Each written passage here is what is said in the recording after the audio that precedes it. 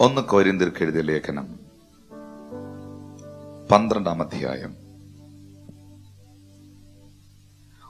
1 മുതൽ 11 വരെ. സഹോദരന്മാരെ, ആത്മീക വരങ്ങളെക്കുറിച്ച് നിങ്ങൾക്ക് അറിവില്ലാതിരിക്കരുത് എന്ന് ഞാൻ ആഗ്രഹിക്കുന്നു. സഹോദരന്മാരെ, നിങ്ങൾ ആത്മീകമായ വരങ്ങളെക്കുറിച്ച് അറിവില്ലാതിരിക്കരുത് എന്ന് ഞാൻ ആഗ്രഹിക്കുന്നു. അങ്ങനെ ദൈവം ആഗ്രഹിക്കും. നിങ്ങൾ അതിനെക്കുറിച്ച് അറിവില്ലാത്തവർ ആകരുത്. ഓക്കെ? നിങ്ങൾ ജാതികളായിരുന്നപ്പോൾ നിങ്ങളെ നടത്തിയതുപോലെ ഊമ വിഗ്രഹങ്ങളുടെ അടുക്കൽ പോകുക പതിവായിരുന്നു. നിങ്ങൾക്ക് അങ്ങനെ ഒരു കാലം ഉണ്ടായിരുന്നു. ഓക്കെ? ആകയാൽ ദൈവാത്മാവിൽ സംസാരിക്കുന്നവൻ ആരും യേശു ശപിക്കപ്പെട്ടവനെന്ന് പറയുകയില്ല.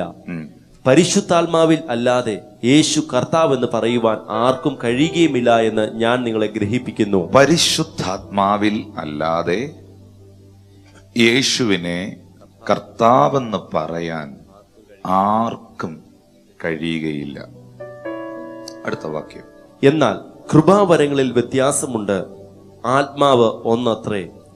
ശുശ്രൂഷകളിൽ വ്യത്യാസമുണ്ട്, കർത്താവ് ഒരുവൻ. വീര്യപ്രവൃത്തികളിൽ വ്യത്യാസമുണ്ട്, എങ്കിലും എല്ലാവരിലും എല്ലാം പ്രവർത്തിക്കുന്ന ദൈവം ഒരുവൻ തന്നെ. എന്നാൽ ഓരോരുത്തന് ആത്മാവിന്റെ പ്രകാശനം പൊതുപ്രയോജനത്തിനായി നൽകപ്പെടുന്നു. ഒരുത്തന് ആത്മാവിനാൽ ജ്ഞാനത്തിന്റെ വചനവും മറ്റൊരുത്തന് അതേ ആത്മാവിനാൽ പരിജ്ഞാനത്തിന്റെ വചനവും നൽകപ്പെടുന്നു. വേറൊരുത്തന് അതേ ആത്മാവിനാൽ വിശ്വാസം, മറ്റൊരുവന് അതേ ആത്മാവിനാൽ രോഗശാന്തികളുടെ വരം, മറ്റൊരുവന് വീര്യപ്രവൃത്തികൾ, മറ്റൊരുവന് പ്രവചനം, മറ്റൊരുവന് ആത്മാക്കളുടെ വിവേചനം, വേറൊരുവന് പലവിധ ഭാഷകൾ, മറ്റൊരുവന് ഭാഷകളുടെ വ്യാഖ്യാനം. എന്നാൽ ഇതെല്ലാം പ്രവർത്തിക്കുന്നത് താൻ ഇച്ഛിക്കും പോലെ അവനവന് അതത് വരം പകുത്തു കൊടുക്കുന്ന ഒരേ ആത്മാവ് തന്നെ. 1 കൊരിന്ത്യർക്ക് എഴുതിയ ലേഖനം 12-ാം അധ്യായത്തിൽ അപ്പോസ്തലനായ പൗലോസ്ലീഹ പറയുന്നു, പരിശുദ്ധാത്മാവിലൂടെ അല്ലാതെ ആർക്കും യേശുവിനെ കർത്താവെന്ന് പറയുവാൻ കഴിയത്തില്ല. അപ്പോൾ ദൈവത്തിന്റെ പരിശുദ്ധാത്മാവിലൂടെയാണ് യേശു നമ്മുടെ കർത്താവായി മാറിയത്. എന്നാൽ യേശു നിങ്ങളുടെ കർത്താവായി മാറിയതിന്റെ കാരണം, അതിന്റെ പിന്നിൽ പ്രവർത്തിച്ചത് മതമല്ല, മനുഷ്യനല്ല, ഉപദേശിയല്ല, പ്രസംഗകനല്ല. അതിന്റെ പിന്നിൽ പ്രവർത്തിച്ചത് ദൈവത്തിന്റെ പരിശുദ്ധാത്മാവാണ്. അതുകൊണ്ടാണ് ബൈബിൾ പറയുന്നത് പരിശുദ്ധാത്മാവിലൂടെ അല്ലാതെ ആർക്കും. എനിക്ക് ആ വാക്ക് വളരെ പ്രയോജനമുള്ളതായി തോന്നുന്നു. ആർക്കും എന്ന പദം വരുമ്പോൾ ഞാൻ ഇന്ന മതക്കാരൻ, ഇന്ന സഭക്കാരൻ, ഞാൻ ക്രിസ്തീയ കുടുംബക്കാരൻ എന്നൊന്നും നമുക്കവിടെ പറയാനുള്ള ഒരർഹതയില്ല. കാരണം ബൈബിൾ വ്യക്തമായി പറയുന്നു, പരിശുദ്ധാത്മാവിൽ അല്ലാതെ നിനക്ക് യേശുവിനെ കർത്താവായി മാറാൻ പറ്റത്തില്ല. ശബ്ദമുയർത്തി ദൈവത്തെ സ്തുതിക്കാമോ? എന്താണ് ക്രിസ്തീയ ജീവിതത്തിന്റെ അടിസ്ഥാനം? What is the cornerstone of Christian life? The cornerstone of Christian life is Jesus Christ. ക്രിസ്തീയ ജീവിതത്തിന്റെ മൂലക്കല്ല് എന്ന് പറയുന്നത് എന്താണ്? യേശുവാണ്. യേശു ക്രിസ്തു ഇട്ടിരിക്കുന്ന അടിസ്ഥാനമല്ലാതെ മറ്റൊന്നും ഇടുവാൻ കഴിയത്തില്ലെന്നാ പൗലോസ് പറഞ്ഞിരിക്കുന്നേ. Hallelujah. He is the cornerstone. Amen. ആ കല്ലിന്റെ മേലാണ്, യേശു ക്രിസ്തു ആകുന്ന മൂലക്കല്ലിന്മേലാണ് അപ്പോസ്തലന്മാരെയും പ്രവാചകന്മാരെയും സുവിശേഷകന്മാരെയും ഒക്കെ ദൈവം പണിതുയർത്തിയിരിക്കുന്നത്. ഒരു വീട് നിലനിൽക്കുന്നത് അതിൻ്റെ അടിസ്ഥാനത്തിന്മേലാണ്. ഫൗണ്ടേഷൻ, അടിസ്ഥാനം നന്നായിട്ട് ഇട്ടില്ലെങ്കിൽ, അടിസ്ഥാനം നല്ലതല്ല, സ്ട്രോങ് അല്ലെങ്കിൽ മേളിലോട്ട് കെട്ടിപ്പൊക്കുന്നതിന് നിലനിൽപ്പുണ്ടാകത്തില്ല. ഹല്ലേലൂയ. മേളിലോട്ട് കെട്ടിപ്പൊക്കുന്നതിന് നിലനിൽപ്പുണ്ടാകണമെങ്കിൽ ഫൗണ്ടേഷൻ സ്ട്രോങ് ആയിരിക്കണം. അങ്ങനെയാണെങ്കിൽ എന്റെയും നിങ്ങളുടെയും ജീവിതത്തിന്റെ അടിസ്ഥാനം, കോർണർ സ്റ്റോൺ എന്ന് പറയുന്നത് മതമല്ല, വളർന്ന സഭയല്ല, സംഘടനയല്ല, യേശു ക്രിസ്തുവാണ്. എന്നാൽ ആ യേശുവിനെ നമുക്ക് വെളിപ്പെടുത്തി തരുന്നത് ദൈവത്തിന്റെ പരിശുദ്ധാത്മാവാണ്. അതുകൊണ്ടാണ് പൗലോസ് പറഞ്ഞത്, പരിശുദ്ധാത്മാവിലൂടെ അല്ലാതെ ആർക്കും യേശുവിനെ കർത്താവ് എന്ന് പറയുവാൻ സാധ്യം അല്ല. ഞാൻ ഈ വിഷയത്തിനകത്തുനിന്ന് ചില കാര്യങ്ങൾ നിങ്ങളെ എടുത്തു കാണിക്കുവാൻ, ദൈവാത്മാവിൻ്റെ ഇമ്പോർട്ടൻസിനെ, പരിശുദ്ധാത്മാവിൻ്റെ ഇമ്പോർട്ടൻസിനെ എടുത്തുയർത്തി കാണിക്കുവാൻ ഞാൻ ആഗ്രഹിക്കുന്നു. ലൂക്കോസ് സുവിശേഷം 24-ാം അധ്യായം 45 മുതൽ 49 വരെയുള്ള വാക്യങ്ങൾ ശ്രദ്ധിക്കാം. തിരുവെഴുത്തുകളെ തിരിച്ചറിയേണ്ടതിന് അവരുടെ ബുദ്ധിയെ തുറന്നു. ക്രിസ്തു കഷ്ടം അനുഭവിക്കുകയും 3-ാം നാൾ മരിച്ചവരിൽ നിന്ന് ഉയർത്തെഴുന്നേൽക്കുകയും അവന്റെ നാമത്തിൽ മാനസാന്തരവും പാപമോചനവും യെരൂശലേമിൽ തുടങ്ങി സകല ജാതികളിലും പ്രസംഗിക്കുകയും വേണം എന്നിങ്ങനെ എഴുതിയിരിക്കുന്നു. ഇതിന് നിങ്ങൾ സാക്ഷികൾ ആകുന്നു. എന്റെ പിതാവ് വാഗ്ദത്തം ചെയ്തതിനെ ഞാൻ നിങ്ങളുടെ മേൽ അയക്കും. നിങ്ങളോ ഉയരത്തിൽ നിന്ന് ശക്തി ധരിക്കുവോളം നഗരത്തിൽ പാർക്കുവീൻ എന്നും അവരോട് പറഞ്ഞു. യേശു ഇത് ആരോടാണ് പറഞ്ഞത്? തൻ്റെ ശിഷ്യന്മാരോട്. നിങ്ങളോ ഉയരത്തിൽ നിന്നുള്ള ശക്തി ധരിക്കുവോളം നിങ്ങൾ നഗരത്തിൽ തന്നെ പാർക്കുവീൻ. ശിഷ്യന്മാരോട് കർത്താവായ യേശു ക്രിസ്തു പറയുന്നു, നിങ്ങൾ ഉയരത്തിലെ ശക്തി പ്രാപിക്കണം, നിങ്ങൾ പരിശുദ്ധാത്മാവിനാൽ നിറയപ്പെടണം. നിങ്ങൾ ഓർക്കണം, യേശു ഇത് പറയുന്നത് സാധാരണക്കാരോടല്ല, തന്നോടൊപ്പം 3.5 വർഷം ജീവിച്ചവരോടാണ്, തൻ്റെ കൈവപ്പിനാൽ താൻ വേർതിരിച്ചവരോടാണ്. നോക്കിയേ, 12 അപ്പോസ്തലന്മാരെ തെരഞ്ഞെടുത്തത് മനുഷ്യനല്ല, ദൈവപുത്രനാണ്. യേശു കർത്താവ് തിരഞ്ഞെടുത്തവരാണ് ഈ 12 ശിഷ്യന്മാർ. നിങ്ങൾ ഓർക്കുക, അവർ യേശുവിൻ്റെ കൂടെ നടന്നു, അവർ യേശുവിൻ്റെ ഉപദേശങ്ങളെ അടുക്കലിരുന്ന് കേട്ടു. ഓ മൈ ഗോഡ്, നിങ്ങൾ അവരെ കുറിച്ച് ചിന്തിക്കുക. അവർ 3.5 വർഷം, ഏകദേശം 1200-ലധികം ദിവസങ്ങൾ യേശുവിൻ്റെ കൂടെ നടന്നു, യേശുവിനോടൊപ്പം ഇരുന്നു. യേശു ക്രിസ്തു ചെയ്യുന്ന അത്ഭുതങ്ങൾ അവർ ഒപ്പം നിന്ന് കൂടെ നിന്നവർ കണ്ടു. നമ്മളെ പോലെ അല്ലവർ. ഹല്ലേലൂയ. യേശു കർത്താവിന്റെ അടുക്കൽ വന്നൊരു അന്ധൻ, ദാവീദ് പുത്ര യേശുവേ, എന്നോട് കരുണ ഉണ്ടാകണമേ എന്ന് നിലവിളിച്ചപ്പോൾ ആ അന്ധന്റെ കണ്ണിനെ യേശു കർത്താവ് തുറക്കുന്നത്, ഇല്ലാത്ത കണ്ണുണ്ടായി വരുന്നത് കൂടെ നിന്നവർ കണ്ടു. 5 അപ്പവും 5 യവത്തപ്പവും 2 മീനും ഒരു കൊട്ടയ്ക്കകത്ത്, ഒരു ചെറിയ വട്ടിക്കകത്ത് എടുത്ത് യേശു കയ്യിൽ പിടിച്ചിരിക്കുന്നത് അവർ കണ്ടു. അത് ഉയർത്തി പ്രാർത്ഥിച്ച് വിളമ്പുമ്പോൾ അത് 10,000-ആയി വർദ്ധിക്കുന്നത് അവർ കണ്ടു. ഹല്ലേലൂയ.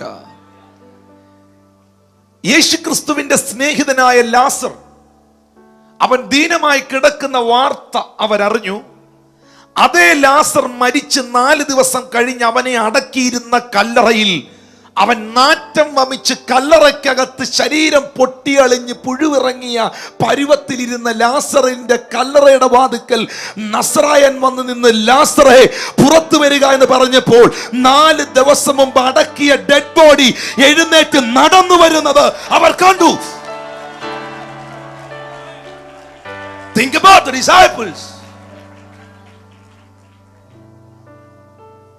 12 പേരോടൊപ്പം 13-ാമനായി നീയും കൂടെ ആ കൂട്ടത്തിൽ അന്നത്തെ കാലത്തിൽ ഉണ്ടായിരുന്നെങ്കിൽ നിന്റെ ആശ്ചര്യം എന്തായിരുന്നു? ഹല്ലേലൂയ. അവർ കണ്ടതിന്റെ അത്രയും, ഈ 12 ശിഷ്യന്മാർ കണ്ടതിന്റെ അത്രയും മിറക്കിൾസ് ആര് കണ്ടിട്ടുണ്ട്? കടലിന്റെ മുകളിൽ നടക്കുക എന്നതിനപ്പുറമായി കടലിന്റെ തിരയാഞ്ഞിളകി വരുമ്പോൾ ഒരു സുനാമി അടിച്ചാൽ അതിന്റെ മുമ്പിൽ നിൽക്കാനുള്ള കപ്പാസിറ്റി ഇല്ലാത്ത മനുഷ്യനെ കടലിന്റെ മുകളിലൂടെ അവൻ പത്രോസിനെ നടത്തി. മരിച്ചവരെ യേശു ഉയർപ്പിക്കുന്നത് 100 മീറ്റർ മാറി നിന്നല്ല, 1 കിലോമീറ്റർ അപ്പുറത്ത് നിന്നല്ല, പവർ വിഷനിലും ഹാർവസ്റ്റ് ടിവിയിലുമല്ല, കൂടെ നിന്നവർ കണ്ടു. യൂട്യൂബിൽ സെർച്ച് ചെയ്ത് കണ്ടതല്ല, ഒപ്പം നിന്നവർ കണ്ടു. യേശുവിന്റെ ഉപദേശങ്ങൾ ലൈവായി അവർ കേട്ടു. മരിച്ചവരെ ഉയർപ്പിക്കുന്നത് നഗ്ന നേത്രങ്ങൾ കൊണ്ടവർ കണ്ടു. കിണറ്റിൽ നിന്ന് കോരി ഒഴിച്ച പച്ചവെള്ളത്തിന്റെ നിറം മാറുന്നത് അവർ കണ്ടു. അവരോടാണ് യേശു പറഞ്ഞത്, നിങ്ങൾ ഉയരത്തിലെ ശക്തി പ്രാപിക്കണം, നിങ്ങൾ പരിശുദ്ധാത്മാവിനെ പ്രാപിക്കണം. ശിഷ്യന്മാർക്ക് യേശു ഡയറക്റ്റ് അപ്പോയിന്റ് ചെയ്ത, യേശു കർത്താവ് വിളിച്ച് വേർതിരിച്ച, ഒപ്പം കൂടെ നടന്ന, കൂടെ നിന്ന് അത്ഭുതങ്ങൾ കണ്ട, സ്വർഗാരോഹണം ചെയ്യുന്ന യേശുവിനെ സ്വർഗത്തിലേക്ക് ഫ്ലൈറ്റും ജെറ്റും ബോർഡിംഗ് പാസും പാസ്പോർട്ടും പാരച്യൂട്ടും ഇല്ലാതെ മലമുകളിൽ നിന്ന കർത്താവ് മുകളിലേക്ക് ഉയർന്നു പോയി മേഘങ്ങളിൽ മറയുന്നത് അവർ കണ്ടു.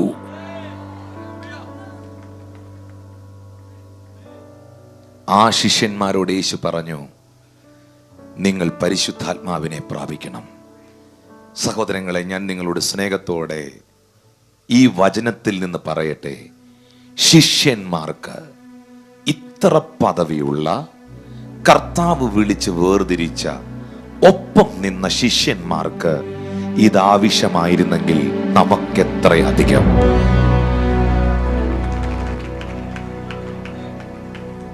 ഹല്ലേലൂയ. അവർക്ക് ദൈവാത്മാവിനെ കൂടാതെ ഒന്നും ചെയ്യാൻ പറ്റിയില്ലെങ്കിൽ നിങ്ങൾക്ക് അതിനേക്കാൾ കൂടുതൽ ചെയ്യാമെന്നുള്ള ചിന്ത തെറ്റാണ്.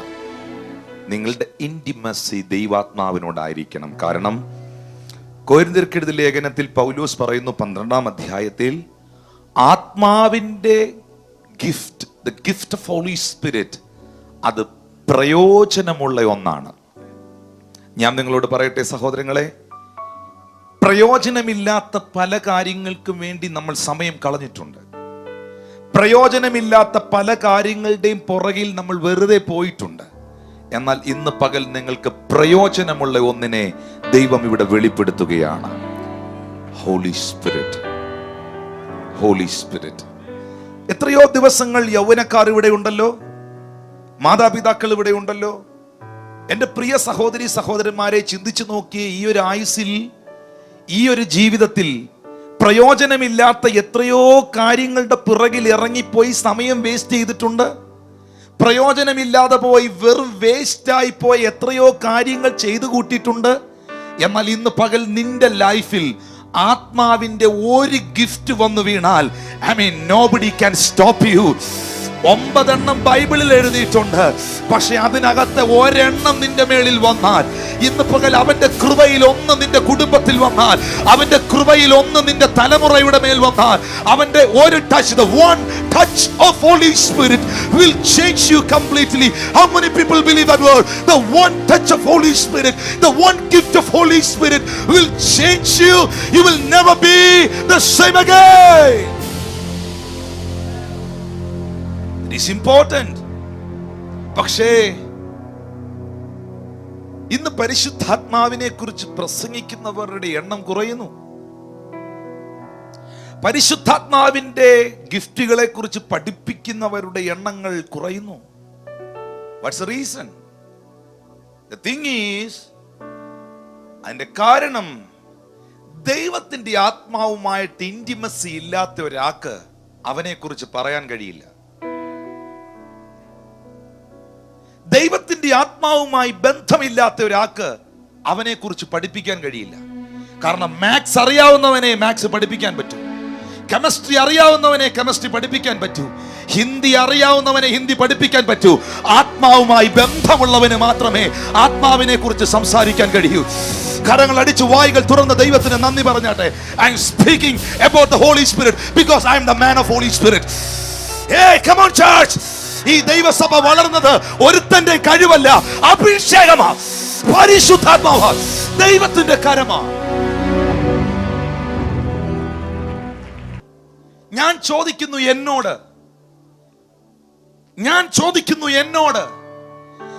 17-ാമത്തെ വയസ്സിൽ ഈ പരിശുദ്ധാത്മാവിനെ ഞാൻ കണ്ടെത്തിയില്ലായിരുന്നെങ്കിൽ, അവൻ എന്റെ മേൽ വന്നില്ലായിരുന്നെങ്കിൽ എന്നെ എന്തിനു കൊള്ളായിരുന്നു?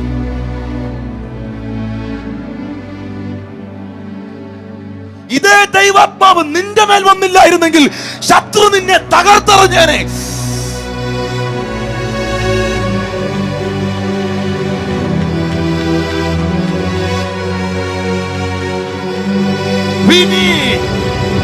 We need the Holy Spirit.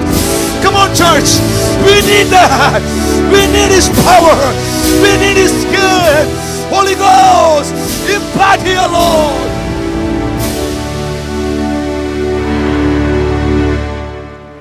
യേശുവിനെ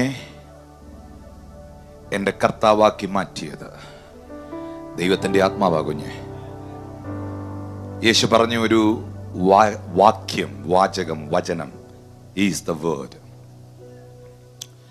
John chapter 15 verse 26, യോഹന്നാൻ 15:26. ഞാൻ പിതാവിന്റെ അടുക്കൽ നിന്ന് നിങ്ങൾക്ക് അയക്കുവാനുള്ള കാര്യസ്ഥനായി പിതാവിന്റെ അടുക്കൽ നിന്ന് പുറപ്പെടുന്ന സത്യ ആത്മാവ് വരുമ്പോൾ അവൻ എന്നെ കുറിച്ച് സാക്ഷ്യം പറയും. സത്യ ആത്മാവ് വരുമ്പോൾ അവൻ എന്നെ കുറിച്ച് നിങ്ങളോട് സാക്ഷ്യം പറയും. Next word. നിങ്ങളും ആദ്യം മുതൽ എന്നോടുകൂടെ ഇരിക്കുക കൊണ്ട് സാക്ഷ്യം പറയുവീൻ.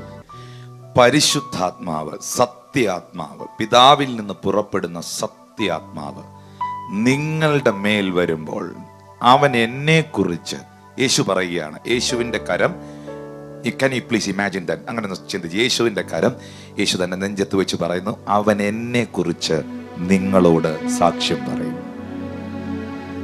എന്തുവാ സാക്ഷ്യം പറയുക എന്ന് പറഞ്ഞ? യേശു പറഞ്ഞ വാക്കെന്നാ ബ്രദർ? പരിശുദ്ധാത്മാവ് യേശുവിനെ കുറിച്ച് നിങ്ങളോട് എന്ത് പറയും? സാക്ഷ്യം പറയും. സാക്ഷ്യം പറയാന്ന് പറഞ്ഞ എന്നാ? സാക്ഷി എന്ന് പറഞ്ഞ എന്നാ? ആ കാര്യം കണ്ട, അത് കേട്ട, അതറിഞ്ഞ ആളാണ് സാക്ഷി. ആ കൊലപാതകം കണ്ട ആ വ്യക്തിയാണ് അതിൻ്റെ സാക്ഷി. ആ അപകടം കണ്ട, കേട്ട, സംഭവ സ്ഥലത്തുണ്ടായിരുന്ന ആ വ്യക്തിയാണ് അതിൻ്റെ സാക്ഷി. യേശു എന്നാ പറഞ്ഞേ? പരിശുദ്ധാത്മാവ് എന്നെ കുറിച്ച്, യേശുവിനെ കുറിച്ച് നിങ്ങളോട് സാക്ഷ്യം പറയും. എന്താ അതിന്റെ കാരണം എന്നറിയാമോ? ദൈവത്തിന്റെ ആത്മാവ് ഈ ഭൂമിയിൽ നിന്ന് ഉളവായി വന്നതല്ല, സ്വർഗത്തിൽ നിന്ന് ഭൂമിയിലേക്ക് വന്നവനാണ്. ആമേൻ. അപ്പോ ഓർക്കണം, holy spirit is representing in heaven. ദൈവത്തിന്റെ ആത്മാവ് സ്വർഗത്തെ പ്രതിനിധാനം ചെയ്യുന്ന ഒരു വ്യക്തിയാണ്. ഹലോ. പരിശുദ്ധാത്മാവ് യേശുവിനെ പ്രതിനിധാനം ചെയ്യുന്ന വ്യക്തിത്വമാണ്. ഇനി നിങ്ങളതിൽ നിന്ന് കേൾക്കുക, പരിശുദ്ധാത്മാവെന്ന് പറയുന്നത് ഒരു കാറ്റല്ല, നിങ്ങളെ കുലുക്കാൻ വരുന്ന എന്തോ ഒരു ശക്തി മാത്രമല്ല. Who is Holy Spirit? He is God. ദൈവത്തിന്റെ ആത്മാവെന്ന് പറയുന്നത് ദൈവമാണ്. സംശയമുണ്ടോ? ശമരിയക്കാരി സ്ത്രീയോട് യേശു എന്താ പറഞ്ഞേ? ദൈവം ആത്മാവാകുന്നു. അപ്പോൾ നമ്മൾ ചിന്തിക്കും അതൊരു ആവിയാണ്, അല്ലെങ്കിൽ അതൊരു കാറ്റാണ്, അല്ലെങ്കിൽ എന്തോ ഒരു സാധനം, ഒരു സംഭവം. നമ്മുടെയൊക്കെ മലയാളികളുടെ, നമ്മുടെയൊക്കെ സംസാര ശൈലികൾ, അത് ഭയങ്കര ഒരു സംഭവമാണ്. അതങ്ങനെ ഒരു സംഭവമൊന്നുമല്ല. ദൈവത്തിന്റെ ആത്മാവ് ഈസ് എ പേഴ്സൺ. ദൈവത്തിന്റെ ആത്മാവെന്ന് പറയുന്നത് ഒരു വ്യക്തിത്വമാണ്, ഒരു വ്യക്തിയാണ്, ദൈവമാണ്. പിതാവായ ദൈവം ദൈവമായിരിക്കുന്ന പോലെ, പുത്രനായ യേശു ദൈവമായിരിക്കുന്നത് പോലെ, പരിശുദ്ധാത്മാവും ദൈവമാണ്. അതുകൊണ്ടാണ് യേശു പറഞ്ഞത് പിതാവിൻ്റെയും പുത്രന്റെയും പരിശുദ്ധാത്മാവിൻ്റെയും നാമത്തിൽ, പേരിൽ. ഹല്ലേലൂയ. Is the person. അതുകൊണ്ടാണ് പലയിടത്തും പരിശുദ്ധാത്മാവിനെ കുറിച്ച് യേശു സംബോധന ചെയ്യുന്ന ആ ശൈലി ശ്രദ്ധിച്ചിട്ടുണ്ടോ? അവൻ വരുമ്പോൾ, അവള് വരുന്നു, അവൻ വരുന്നു എന്ന് പറയുമ്പോൾ അതൊരു ആവിയാണോ? Is A person. അവൻ വരുമ്പോൾ പാപത്തെക്കുറിച്ചും നീതിയെക്കുറിച്ചും ന്യായവിധിയെക്കുറിച്ചും നിങ്ങൾക്ക് ബോധ്യം തരും. യെശയ്യാ പ്രവാചകൻ പറയുന്നു, അവർ പരിശുദ്ധാത്മാവിനോട് മത്സരിച്ചു, അവൻ അവർക്ക് ശത്രുവായി തീർന്നു. യേശു പറയുന്നു, നിങ്ങൾ ദൈവത്തിന്റെ പരിശുദ്ധാത്മാവിനെ ദുഃഖിപ്പിക്കരുത്.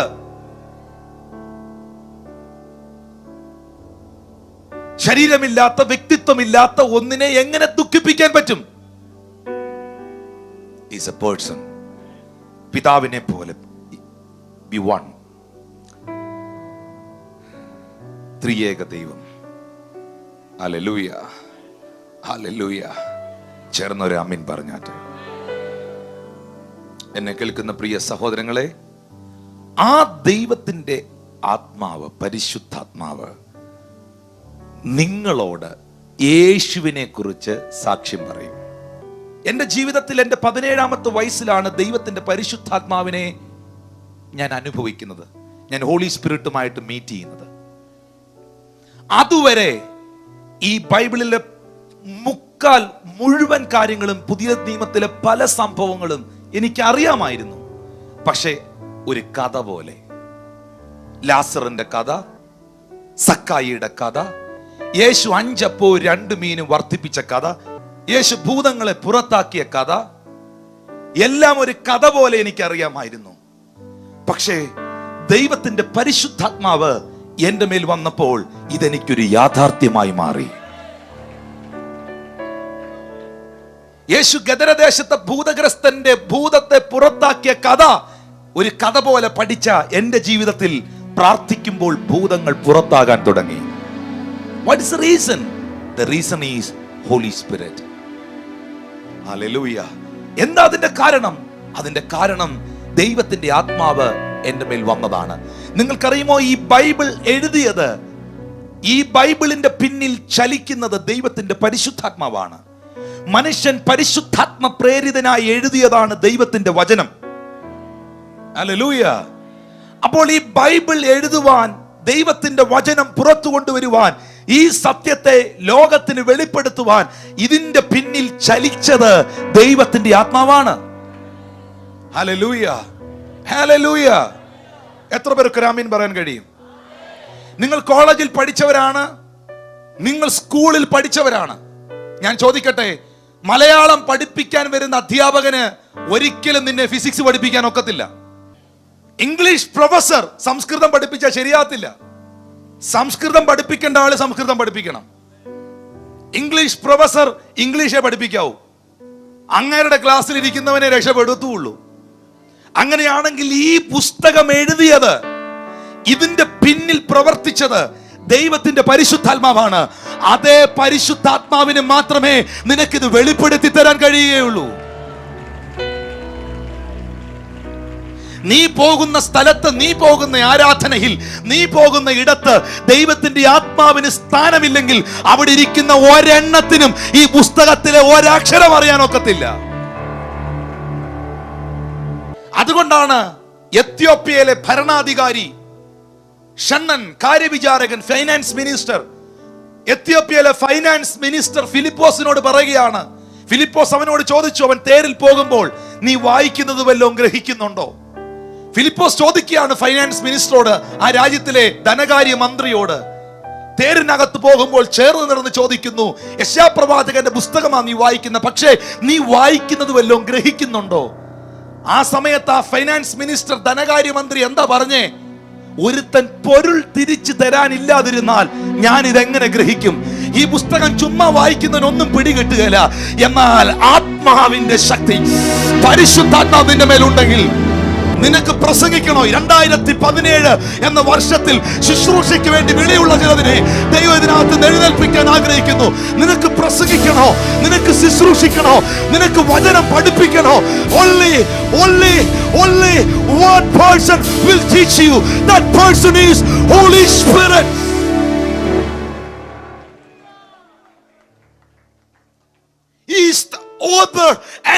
teacher of the Holy Bible. Without him, you can do nothing.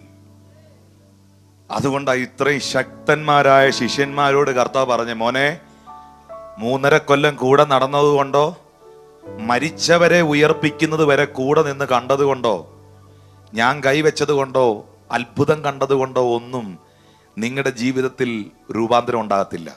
മത്തായും കൂടെ നിന്ന അന്ത്രയോസും ഒക്കെ അപ്പം വർദ്ധിക്കുന്നത് കണ്ടോ? കണ്ടില്ലേ? തോമസ്, യേശുവിന്റെ കൂടെ നടന്ന യേശുവിന്റെ ശിഷ്യനായ തോമസ്, ലാസറിനെ യേശു ഉയർപ്പിക്കുന്നത് കണ്ടോ? കണ്ടു. പക്ഷേ ഇതേ ശിഷ്യന്മാർ യേശുവിനെ പടയാളികൾ പിടിക്കാൻ വന്നപ്പം പത്രോസ് തന്റെ അരയിൽ ഒളിപ്പിച്ചു വെച്ചിരുന്ന വാളെടുത്ത് ഒരൊറ്റ വെട്ടുവെട്ടി. കഴുത്തെ വെട്ടിയതാ, ചെവിയല കൊണ്ടേ. അത്ഭുതം കണ്ടവനാ, കടലിന്റെ മുകളിലൂടെ നടന്നവനാ, മരിച്ചവനെ ഉയർപ്പിക്കുന്ന കണ്ടത്. പക്ഷെ കലിപ്പ് വന്ന അവൻ വെട്ടിയിരിക്കും. അവന്റെ ദേഷ്യത്തിന് മാറ്റം ഉണ്ടായിരുന്നോ?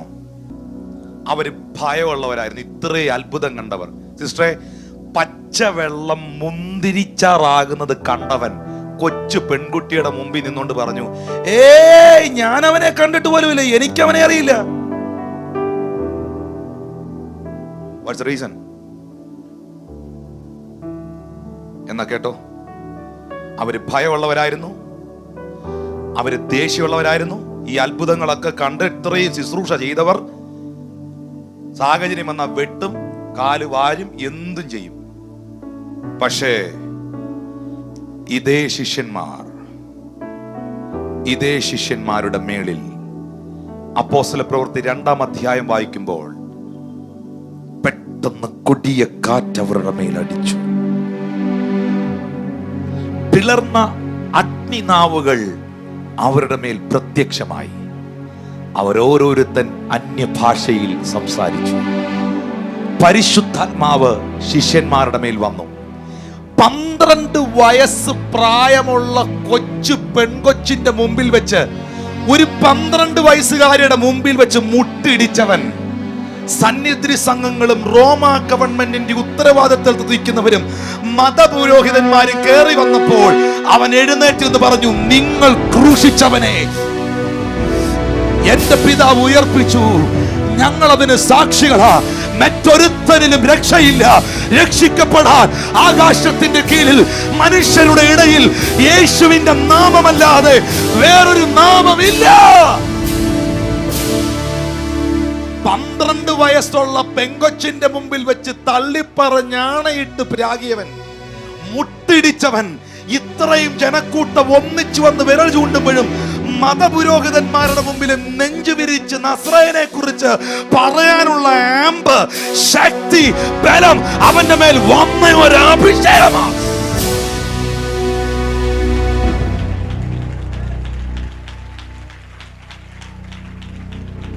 എന്റെ പ്രിയപ്പെട്ടവരെ, പൗലോസ് പറയുന്നു, ആത്മാവിന്റെ ഗിഫ്റ്റ് പ്രയോജനമുള്ളതാണ്. അതുകൊണ്ടാണ് യേശു പറഞ്ഞത്, പ്രയോജനമുള്ളവനെ നിങ്ങൾ പ്രാപിക്കണം. ഞാൻ ഈ മീറ്റിംഗിൽ നിങ്ങളോട് പറയട്ടെ, ഇതിന് ഏറ്റവും ഇമ്പോർട്ടന്റ് എന്ന് പറയുന്നത് നിങ്ങളുടെ ആ തേഴ്സ്റ്റ് ആണ്. ആ അഭിഷിക്ത സ്റ്റേജിലേക്ക് വരുമ്പം, ആ ദൈവദാസൻ വചനം പ്രസംഗിക്കുമ്പം നിന്റെ അകത്ത് ദാഹമാ. ആരാ പ്രസംഗിക്കുന്നെന്നുള്ളതിലല്ല ഇവിടെ വിഷയം, എന്താ ഇവിടെ പറഞ്ഞുകൊണ്ടിരിക്കുന്നെന്നുള്ളതിലാ കാര്യം.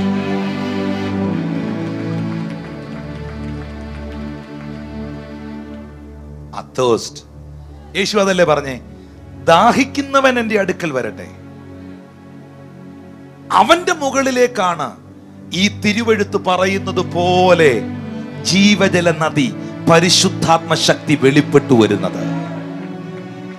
ആ ദാഹം, ആ തേഴ്സ്റ്റ് ഏലീശായുടെ ദാഹമാ. ഏലിയാവ് പലപ്പോഴും ഏലീശായെ പലയിടത്തും അവോയ്ഡ് ചെയ്തിട്ടുണ്ട്. ഏലിയാവ് പലപ്പോഴും ഏലീശായോട് പറഞ്ഞിട്ടുണ്ട്, നീ എന്റെ കൂടെ ബഥേലിൽ വരണ്ട, നീ എന്റെ കൂടെ യാത്ര ചെയ്യണ്ട, നീ ഇവിടെ നിന്നോ എന്ന് പറഞ്ഞിട്ടുണ്ട്. പക്ഷെ അവന്റെ തേസ്റ്റ് അവൻ പറഞ്ഞു, യജമാനനെ, എന്റെ ജീവനാണ്, യഹോവയാണ്, ഞാൻ നിന്നെ വിടുകയില്ല. ഇന്ന് അനുഭവത്തിൽ നിന്നും വചനത്തിൽ നിന്നും ആത്മനിയോഗത്തിൽ നിന്ന് പറയട്ടെ, നിന്റെ അകത്ത് കുറഞ്ഞു പോയ ആ ആത്മദാഹം, നിന്റെ അകത്ത് നഷ്ടപ്പെട്ട ആ കൊതി, നിന്റെ അകത്ത് നഷ്ടപ്പെട്ട ദൈവാത്മാവിനോടുള്ള ആ ഒരു കൊതി, ആഗ്രഹം ഇന്ന് പകൽ വർദ്ധിച്ചു വരട്ടെ. എന്തോ ഒന്ന് പിടിച്ചെടുക്കാനുള്ള, എന്തോ ഒന്ന് പ്രാപിച്ചെടുക്കാനുള്ള ഒരാഗ്രഹം നിന്റെ അകത്ത് വർദ്ധിക്കട്ടെ. അത് നിന്റെ ആരാധനയിൽ വെളിപ്പെടട്ടെ, അത് നിന്റെ കൈകൊട്ടിൽ വെളിപ്പെടട്ടെ, അത് നിന്റെ അധരത്തിൽ വെളിപ്പെടട്ടെ, അത് നിന്റെ സ്തുതികളിൽ വെളിപ്പെടട്ടെ, അത് നിന്റെ അന്യഭാഷയിൽ, നിന്റെ ഓരോ മൂവ്മെന്റിലും അത് വെളിപ്പെടട്ടെ.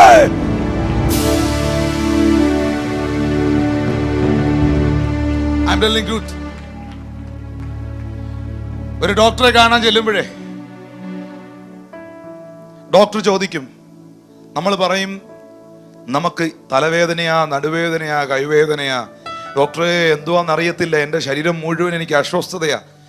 ഇതെല്ലാം ചോദിക്കുന്നതിൻ്റെ ഇടയ്ക്ക് ആ ഡോക്ടർ ചോദിക്കും, ആഹാരമൊക്കെ കഴിക്കുന്നുണ്ടോ? വിശപ്പുണ്ടോ? കഴിക്കുന്നത് വൊമിറ്റ് ചെയ്യുന്നുണ്ടോ? ഇല്ല. വിശപ്പുണ്ടോ? നല്ലതായിട്ട് ഡൈജഷൻ നടക്കുന്നുണ്ടോ?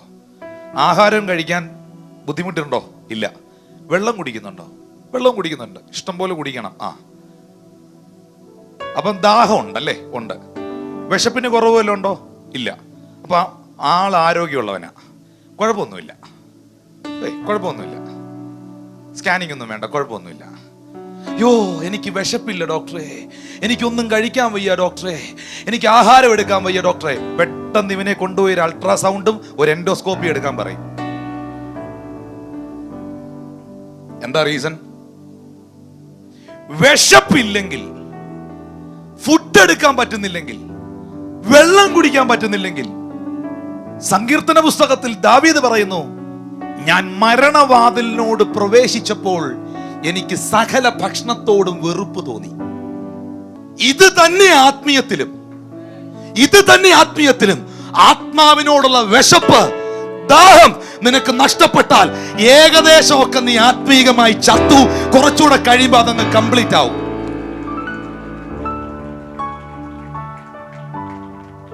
എന്നാൽ അഭിഷേകത്തിന്റെ ഒരു തുള്ളി, ദൈവ സാന്നിധ്യത്തിന്റെ ഒരു അംശം എവിടെയും വീഴുമ്പം അതിനകത്തേക്ക് ഓടിക്കയറുന്ന ഒരു കൂട്ടമുണ്ട്, അതിനുവേണ്ടി കൊതിക്കുന്ന ഒരു കൂട്ടമുണ്ട്.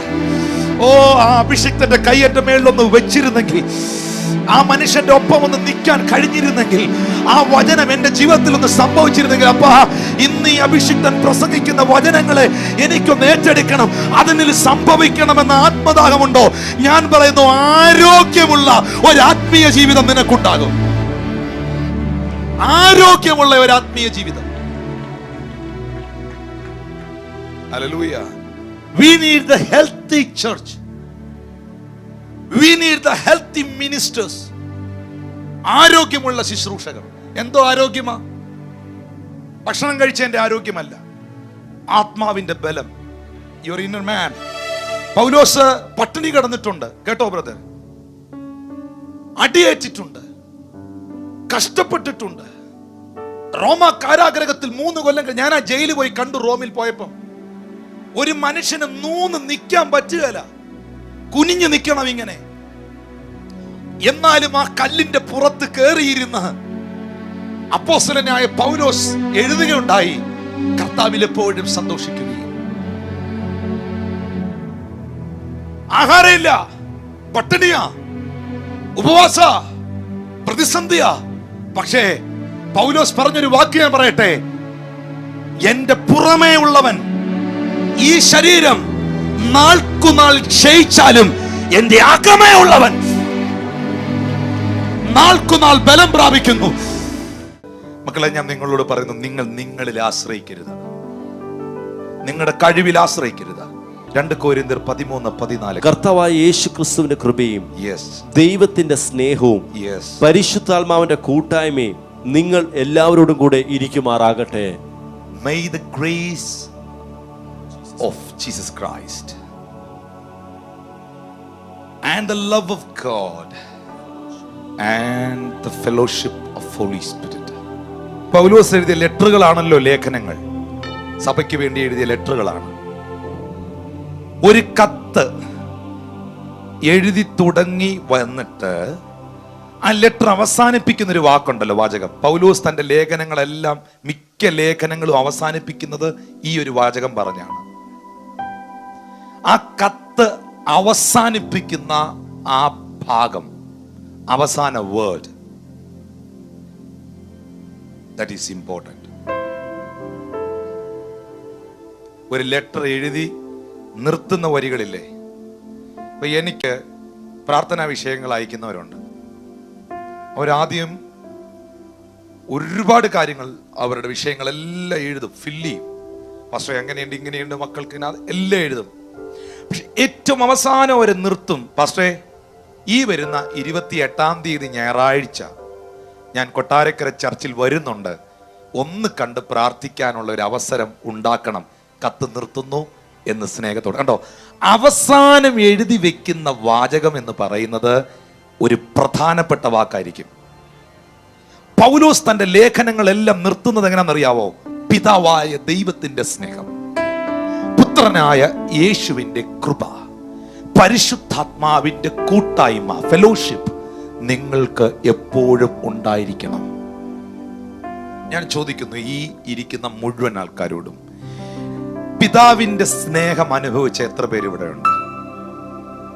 സ്വർഗസ്ഥനായ എന്റെ പിതാവ് എന്നെ സ്നേഹിക്കുന്ന ഉറപ്പുള്ള എത്ര പേര് ഇവിടെയുണ്ട്? ഇതുവരെ നിങ്ങൾ അത് അറിഞ്ഞിട്ടില്ലെങ്കിൽ ആ സത്യം ഞാൻ നിങ്ങളോട് പറയുന്നു. നിങ്ങളെ സ്നേഹിക്കുന്ന ഒരു സ്വർഗീയ പിതാവുണ്ട്. നിങ്ങളുടെ അപ്പനേക്കാൾ, നിങ്ങളുടെ അമ്മയേക്കാൾ, നിങ്ങളുടെ സഹോദരങ്ങളെക്കാൾ, മറ്റെല്ലാരെക്കാളും അധികം തന്റെ ഏക മകനെ നിങ്ങൾക്ക് വേണ്ടി തന്ന, തന്റെ സ്വന്തം പുത്രനെ നിങ്ങൾക്ക് വേണ്ടി തരാൻ മടി കാണിക്കാഞ്ഞ സ്നേഹമുള്ള ഒരു പിതാവ് നിങ്ങൾക്കുണ്ട്. ഓക്കെ, പുത്രനായ യേശുവിന്റെ കൃപ. ഒന്ന് നിങ്ങൾ ആ വാക്ക് പറയണം. The love of Father. Second thing, the grace of Jesus.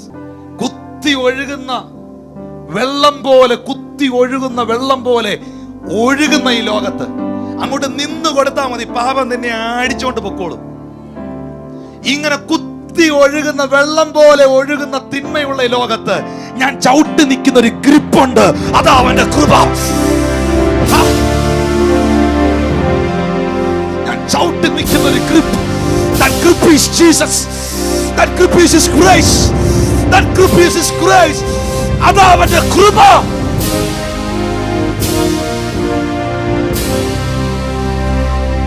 എന്റെ കഴിവിനാലല്ല, എന്റെ ബലത്താലല്ല, എന്റെ ബുദ്ധിയല്ല, എന്റെ സാമർഥ്യമല്ല, എന്റെ പഠിത്തമല്ല. ആൾക്കാരൻ എന്നെ ബഹുമാനിക്കുന്നത് എന്റെ സർട്ടിഫിക്കറ്റ് കൊണ്ടല്ല, അവന്റെ കൃപയാ. ഇങ്ങനെയുള്ള വേദികളിൽ നിൽക്കുന്നത് അവന്റെ കൃപയാ.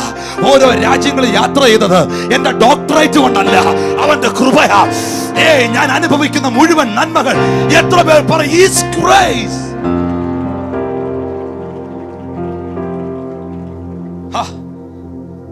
വാഹനമോടിച്ച് ഓരോ പ്രാവശ്യം അങ്ങോട്ടും ഇങ്ങോട്ടും യാത്ര ചെയ്യുമ്പോഴും, ഇവിടുന്ന് എറണാകുളം വരെ പോയാൽ എങ്ങനെയായാലും 2-ൽ കുറഞ്ഞ ആക്സിഡന്റുകൾ കാണാം.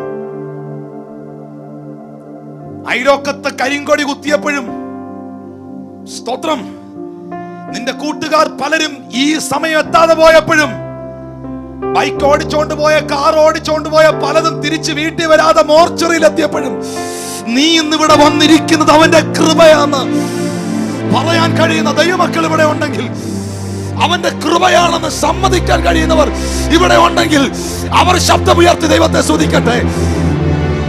അവരുടെ കൈത്താള ശബ്ദം സ്വർഗം കേൾക്കട്ടെ. ടിനുപാസ്റ്റർ പറഞ്ഞോണ്ടല്ല, ഇത് ഞാൻ അനുഭവിക്കുന്ന സത്യമായത്.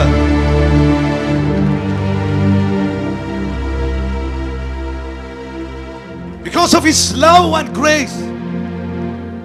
എന്റെ പിതാവേ, നിന്റെ സ്നേഹം, ഓ മൈ ഗോഡ്, എന്റെ കർത്താവായ യേശുവേ, നിന്റെ കൃപ. പിതാവായ ദൈവത്തിന്റെ സ്നേഹം അനുഭവിച്ച വ്യക്തി, പുത്രന്റെ കൃപയ്ക്കകത്ത് നിൽക്കുന്ന വ്യക്തി, പരിശുദ്ധാത്മാവിനോട് കൂട്ടായ്മയുള്ളവനായിരിക്കണം.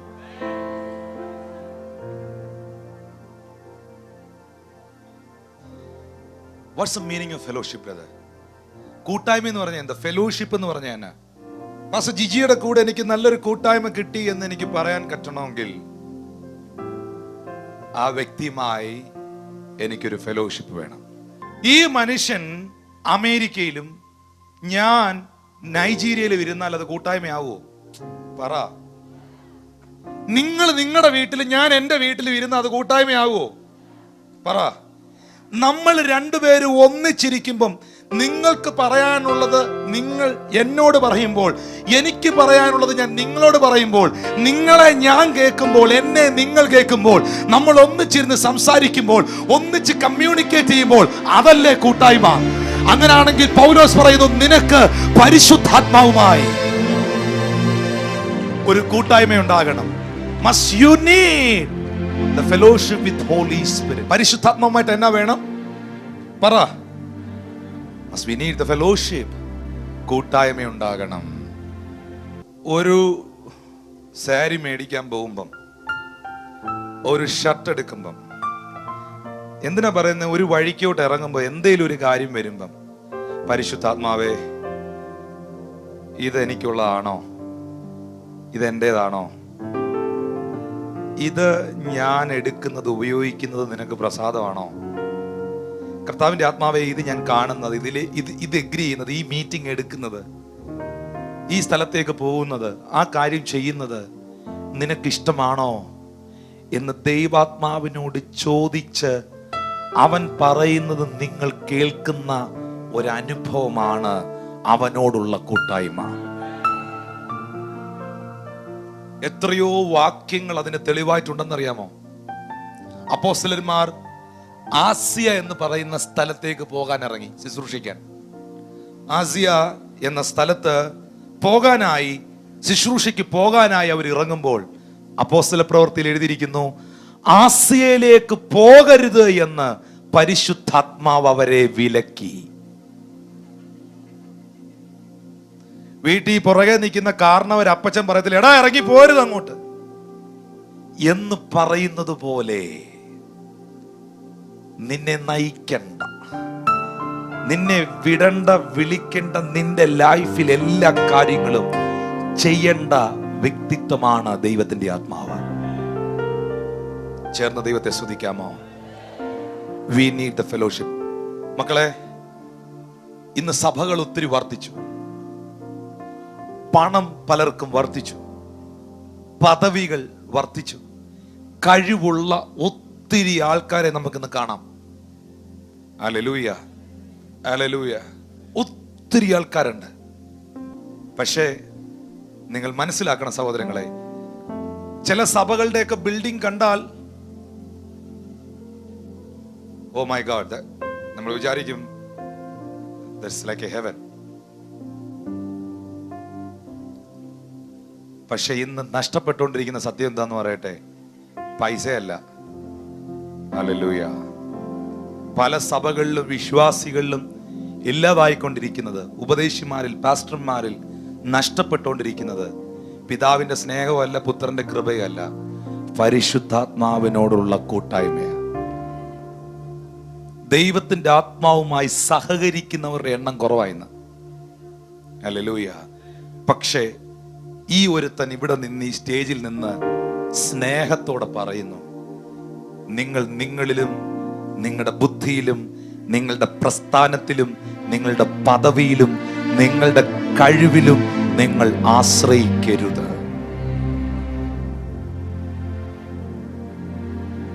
നിങ്ങൾക്ക് കൂട്ടായ്മ വേണ്ടത് ദൈവാത്മാവുമായിട്ടാണ്. പിതാവിന്റെ സ്നേഹം അനുഭവിച്ചവർ, പുത്രന്റെ കൃപയിൽ നിൽക്കുന്നവർ കരങ്ങളൊന്ന് ഉയർത്തി. എനിക്ക് നഷ്ടപ്പെട്ടു പോയ ദൈവാത്മാവിനുള്ള കൂട്ടായ്മ എന്നിൽ തിരികെ വരാൻ പ്രാർത്ഥിച്ചോട്ടെ. എന്റെ ദാഹം എന്നിൽ വർദ്ധിക്കട്ടെ. എന്റെ പ്രാർത്ഥന എന്തുകൊണ്ടാണ് പ്രാർത്ഥിക്കാൻ പറ്റാത്തത്? വലിയ ബൈബിൾ ക്ലാസ് ഒന്നും അതിന് വേണ്ട ബ്രദർ. നിനക്ക് പരിശുദ്ധാത്മാവുമായി കൂട്ടായ്മയില്ലാത്തതുകൊണ്ടാണ്. കാരണം അവനാ നിന്നെ പ്രാർത്ഥിക്കാൻ സഹായിക്കുന്നത്. എന്താ കാണുന്ന എല്ലാ പാപത്തിലും നീ പോയി വീഴുന്നേ? നിന്റെ കണ്ണിനെ നിനക്കെന്താ നിയന്ത്രിക്കാൻ പറ്റാത്തെ? നിന്റെ ചെവി എന്താ നിയന്ത്രിക്കാൻ പറ്റാത്ത വിട്ടുകളഞ്ഞ പല ഐറ്റങ്ങളും നിന്റെ ജീവിതത്തിലേക്ക് തിരിച്ചു വരുന്ന എന്താ? ഒറ്റ ഉത്തരമേ ഉള്ളൂ, നിന്നിൽ വന്ന ദൈവത്തിന്റെ ആത്മാവുമായി നിനക്ക് കൂട്ടായ്മയില്ല. ഞാൻ ചോദിക്കട്ടെ, രാവിലെ എഴുന്നേറ്റ് അരമണിക്കൂർ അന്യഭാഷയിൽ പ്രാർത്ഥിച്ച് പരിശുദ്ധാത്മാവിനോട് ചോദിച്ചിട്ട് ഏതെങ്കിലും തീരുമാനം, ജീവിതത്തിൽ എന്തെങ്കിലും ഒരു തീരുമാനം എടുക്കുന്നെങ്കിൽ അത് ദൈവത്തിന്റെ ആത്മാവുമായി ചോദിച്ച് ദൈവസന്നിധി പ്രാർത്ഥിച്ച് അന്യഭാഷയിൽ സംസാരിച്ച് ആത്മാവിൽ നടക്കുന്ന ഒരു മനുഷ്യനാണ് നീ എങ്കിൽ നീ തൊടുന്നതൊന്നും ഒരു അബദ്ധമാകത്തില്ല, നീ തൊടുന്നതെല്ലാം ഒരു അനുഗ്രഹമായിട്ട് മാറും.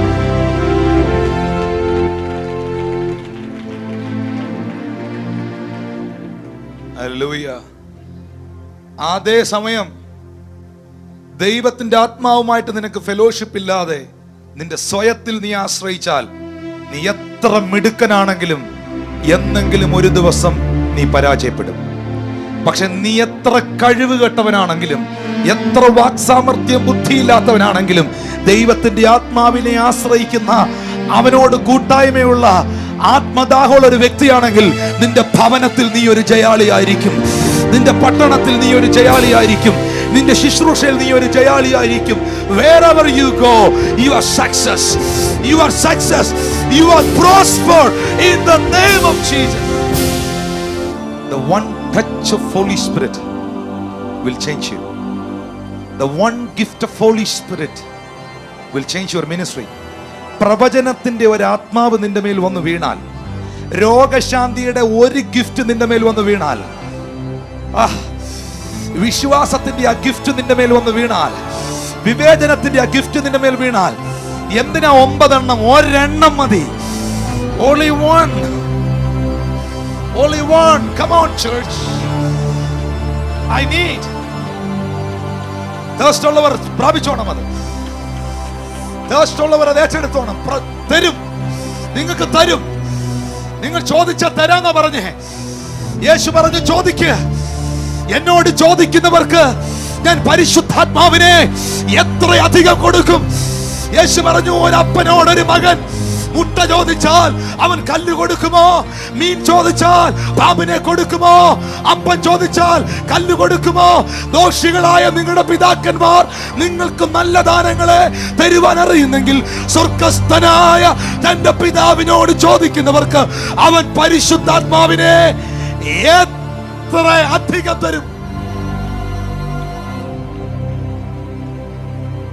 നിങ്ങൾക്കറിയുമോ, പരിശുദ്ധാത്മാവുമായി അതിശക്തമായ ബന്ധമുള്ള അപ്പോസ്തലനായിരുന്നു പൗലോസ്. ഹോളി സ്പിരിറ്റിന്റെ ഗിഫ്റ്റുകളെ കുറിച്ചും ഹോളി സ്പിരിറ്റിന്റെ മാനിഫെസ്റ്റേഷനെ കുറിച്ചും ഏറ്റവും കൂടുതൽ എഴുതിയ മനുഷ്യനാണ് പൗലോസ്. എന്ന് പറഞ്ഞാൽ ആത്മാവിന്റെ നിയോഗത്തിനല്ലാതെ അങ്ങോട്ടും ഇങ്ങോട്ടും മാറാത്തൊരു വ്യക്തി. പൊട്ടച്ചൊല്ലും കളിവാക്കും നിങ്ങൾ പറയരുത്, ദൈവത്തിന്റെ പരിശുദ്ധാത്മാവിനെ ദുഃഖിപ്പിക്കരുത് എന്ന് പറഞ്ഞ അഭിഷിക്തൻ, ക്രിസ്തുവിന്റെ ആത്മാവില്ലാത്തവൻ അവനുള്ളവനല്ല എന്ന് പറഞ്ഞ അഭിഷിക്തൻ, ആ അഭിഷിക്തന്റെ തോളിൽ കിടന്ന റൂമാലിൽ വരെ, ആ അഭിഷിക്തന്റെ തോളിൽ കിടന്ന കർച്ചീഫിൽ വരെ ദൈവശക്തി വ്യാപരിച്ചെങ്കിൽ ഇന്ന് പകൽ you need the fellowship with Holy Spirit.